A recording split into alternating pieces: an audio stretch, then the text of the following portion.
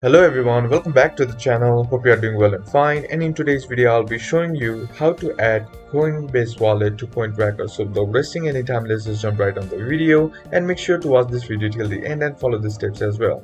Now the first thing that you need to do is head over and open up your CoinTracker homepage, and then once you're there, sign into your account.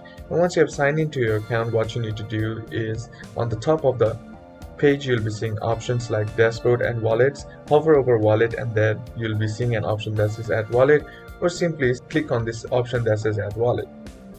And once you click on it, here you'll have the option to add a new wallet. Now on the wallet type, choose Coinbase wallet and then click on continue. And once you do that, here what you need to do is select the cryptocurrency, that is Bitcoin, and then paste in your wallet address of your Coinbase wallet.